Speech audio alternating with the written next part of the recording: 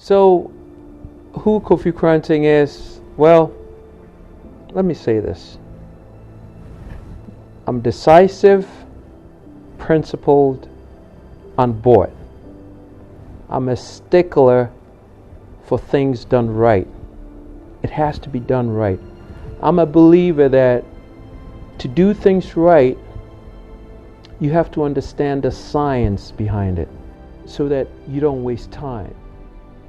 Till you understand the science by which things work, you will never really have the decisiveness, the understanding, the thoroughness in getting things done. So you have to understand how processes work within anything you want to handle, so that when you're doing it, there's clarity in delivery.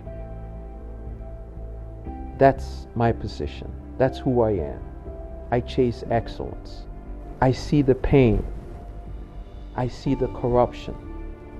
I see the agencies that are operating at 10-15% throttle. I see the abuse. I go to hospitals and I see women giving birth and their newborn laying on chairs. I see people sleeping on floors in hospitals. I see the disarray, the disconnection, the bitterness in the hearts of people because there is such a huge disparity, the rich and the poor. Yet our priorities are all mixed up when the things we need to be focused on and doing for our people.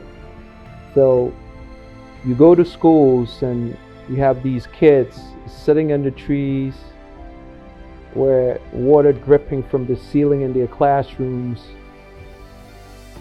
and yet we have a leadership who thinks it's priority to build a cathedral. I don't see the sense in that. I think we ought to sit down with a group of experts, people who are incredibly versed in their fields, like scientists, physicists, biologists, ecologists, naturopaths, so that we could craft decisively a developmental plan for Ghana for the next 20, 30, 50 years, so we know exactly what we need for this country. We need to do that, because then you don't have governments coming in and out and throwing darts in the dark, hoping it hits a bullseye, and having to start it all over again at the expense of the taxpayer. That's why I want to be president, so we could go straight to what the country needs and get it done, and done right. That's what we're talking about here. I think Ghanaians are tired of this back and forthness between these two incompetent twins. We had enough of it. That's why we're here today.